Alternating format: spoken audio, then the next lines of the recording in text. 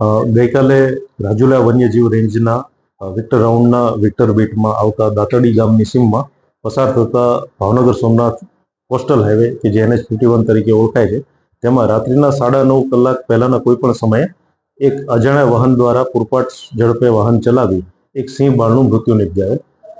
આ બાબતની મેસેજ મળતા જ રાજુલા વન્યજીવ રેન્જનો સ્ટાફ તાત્કાલિક સ્થળ ઉપર પહોંચી ગયેલ અને મૃતદેહને બાબરકોટ રેસ્ક્યુ સેન્ટર ખાતે ફેરવેલ. બાબરકોટ રેસ્ક્યુ સેન્ટર ખાતે વેટરનરી ઓફિસરશ્રી દ્વારા તેનું પોસ્ટમોર્ટમ કરવામાં આવેલ.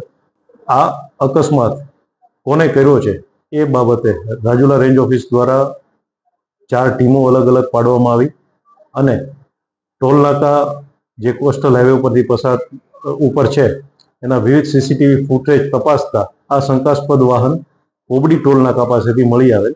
આ વાહનનો નંબર છે GJ27EG 8613 અને વાહન મારુતિ સ્વિફ્ટ છે.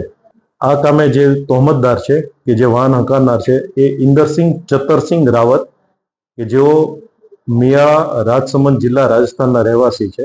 તેમની પૂછપરછ માટે BNSS 35-3ની નોટિસ આપીને બોલાવવામાં આવેલ છે તથા વાહનની કાયદેસરની અટક કરીને ધોરણસરની કાર્યવાહી હાથ ધરવામાં આવેલ. આરોપીને અત્યારે નોટિસ આપીને બોલાવવામાં આવેલ છે અને તેઓ તપાસના કામે પૂરતો સહયોગ આપી રહ્યા છે.